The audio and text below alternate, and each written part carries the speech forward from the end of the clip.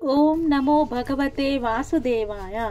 మాఘ మహాపురాణం 18వ అధ్యాయం. పిసినిగొట్టు వ్యాపారికి మాఘమాస ఫలము కలుగుట.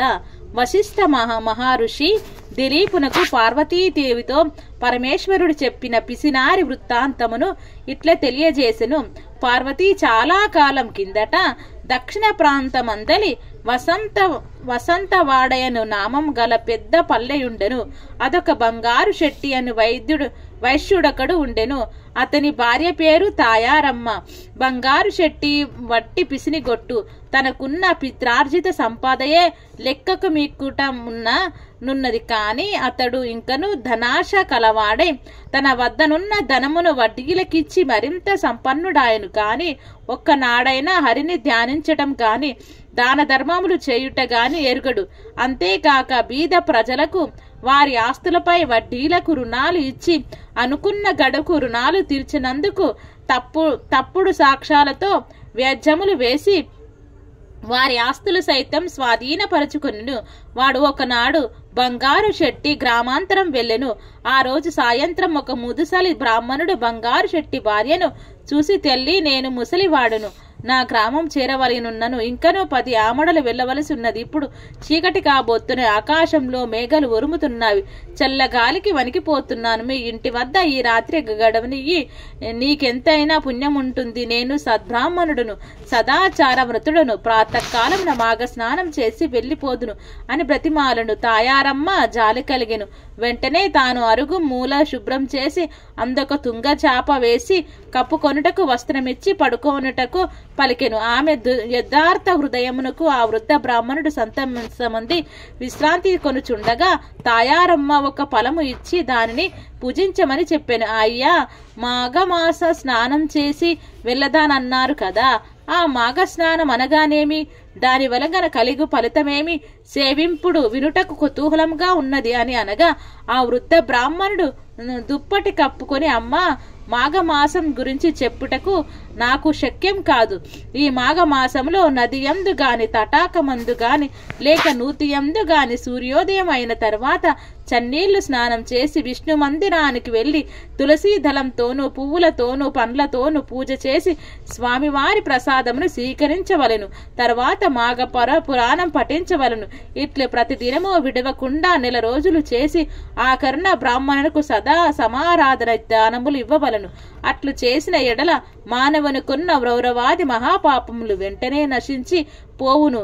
ఒకవేళ ఈ 1 రోజులు చేయలేని వారు వృద్ధులు, రోగులు ఒక్కరోజనను అనగా ఏకాదశి రోజు గాని, ద్వాదశి నాడు గాని, పౌర్ణమి దినమున గాని పై ప్రకారముగా చేసినచో సకల పాపమును వైదొలగిపోయి సిరి సంపదల పుత్ర సంతానం కలుగును.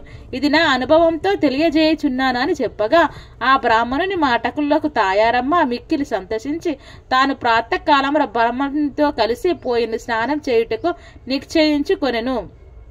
అంతలో పొరుగురికి వెళ్లిన తన భర్తయగు బంగారు శెట్టి ఇంటికి వచ్చెను. అతడు రాగానే మాఘస్నానం గురించి చెప్పి తాను తెల్లవారుజామున స్నానమునకు పోవుదనని తెలియజేసెను. భార్య చెప్పిన మాటలకు బంగారు శెట్టి కోపం వచ్చి వంటి నిండా మంటలు బయలుదేరినట్లుగా పళ్ళు పటపటా కొరికి, ఓసి వెర్రిదానా, ఎవరు చెప్పినారే నీకీ సంగతి? మాఘమాసం అనేటిది స్నానమేమిటి, వ్రతము దానములేమిటి, నీకేమైనా పిచ్చి పట్టినదా? చాలు చాలు, అధిక ప్రసంగం చేసినచో నోరు నొక్కి వేయుదును. డబ్బులు సంపాదించటంలో నా పంచ ప్రాణాలు పోవుచున్నవి. ఒకరికి 1 పైసా కూడా వదలకుండా వడ్డీ వసూలు చేస్తూ కూడబెట్టిన ధనము దానం చేయమనన్న చలిలో చన్నీళ్ల స్నానం చేసి పూజ చేసి దానములు చేస్తే ఒళ్ళు ఇల్లు గుల్లై నెత్తం పైన చెంగు వేసుకొని భిక్షాం దేహి అని అనవలసిందే. జాగ్రత్త, వెళ్ళి పడుకో అని భర్త కోపగించెను. ఆ రాత్రి తాయారమ్మకు నిద్ర పట్టలేదు. ఎప్పుడు తెల్లవారునా, ఎప్పుడు నదికి వెళ్లి స్నానం చేతునా అని ఆతృతగా ఉన్నది. కొన్ని గడియలకు తెల్లవారినది. తాను కాలకృత్యములు తీర్చుకొని ఇంటికి వచ్చి ఉన్న వృద్ధ బ్రాహ్మణుతో మొగనికి చెప్పకుండా నదికి పోయి స్నానం చేయుచున్నది. ఈలోగా బంగారు చెట్టి పసిగట్టి ఒక దొడ్డు కర్ర తీసుకొని నదికి పోయి నీళ్ళలో దిగి భార్యను కొట్టబోవుచుండగా ఆ ఇద్దరూ కొంత తడువు నీళ్లలో పెనుగులాడిరి. అటుల పెనుగులాటలు చుండగా ఇద్దరూ నీళ్లలో మునగవలసి వచ్చెను. అటుల మునుగుటచే ఇద్దరికి మాస ఫలము దక్కినది. భార్యను కొట్టి ఇంటికి తీసుకువచ్చినాడు. కొన్ని సంవత్సరములు జరిగిన తర్వాత ఒకనాడు ఇద్దరికీ ఒక వ్యాధి సోకినది. కొన్ని రోజులకు ఇద్దరూ చనిపోవుటచే బంగారు శెట్టిని తీసుకొని పోవుటకు యమభటులు వచ్చిరి. కాలపాశం వేసి తీసుకొని పోవుచుండిరి. తాయారమ్మను తీసుకొని పోవుటకు విష్ణుదూతలు వచ్చే ఆమెను దరతముపై ఎక్కించుకొని తీసుకొని పోవుచుండిరి. అప్పుడు తాయారమ్మ యమభటులతో ఇట్లు పలికెను, ఓ యమభటులారా, ఏమిటి అన్యాయము? నన్ను వైకుంఠంకు తీసుకుపోవుట ఏమి, నా భర్తను యమలోకము తీసుకుపోవుట ఏమిటి? ఇద్దరము సమానమే కదా అని వారిని ఉద్దేశించి అడగగా, ఓయమ్మ, నీవు మాఘమాసంలో ఒక దినము స్నానం చేసితివి. అదియు ఆ వృద్ధ బ్రాహ్మణుని వలన విని స్నానం చేయగా నీకు ఫలం దక్కినది. కాని నీ భర్త అనేకులను హింసించి అన్యాయంగా ధనార్జన చేసి అనేకుల వద్ద అసత్యములాడి నరకమున్న భయము లేక భగవంతునిపై భక్తి లేక వ్యవహరించినందుకు యమలోకముకు తీసుకొని పోవుచున్నామని యమభటులు పలికిరి.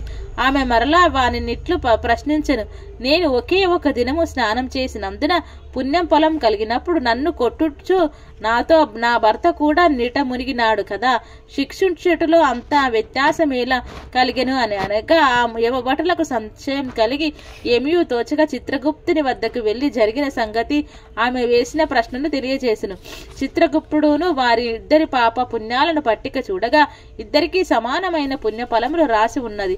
జరిగిన పొరపాటునకు చిత్రగుప్తుడు విచారించి బంగారు చెట్టిని కూడా వైకుంఠంలో తీసుకొని పొమ్మని విష్ణుదూతలతో చెప్పాను. విష్ణు లోకమునకు ముందుగా వెళ్ళియున్న తాయారమ్మ భర్త గతి ఏమాయనో అని ఆతృతతో ఉండగా బంగారు చెట్టి పుష్పక విమానం మీద తెచ్చి వైకుంఠంలో విడిచిరి.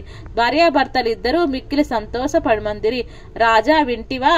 భార్య వల్ల భర్తకు కూడా ఎటువంటి మోక్షం కలుగునో, భర్త దుర్మార్గుడై పిసినిగొట్టుగా వ్యవహరించినను భార్య యథాలాపంగా ఒక్కరోజు మాఘస్నానం చేసినందుకు ఇద్దరికీ వైకుంఠ ప్రాప్తి కలిగినది కదా. కనుక మాఘస్నానం 1 రోజులు చేసినచో మరింత మోక్షదాయకం అగునుగాక, సందేహం లేదు.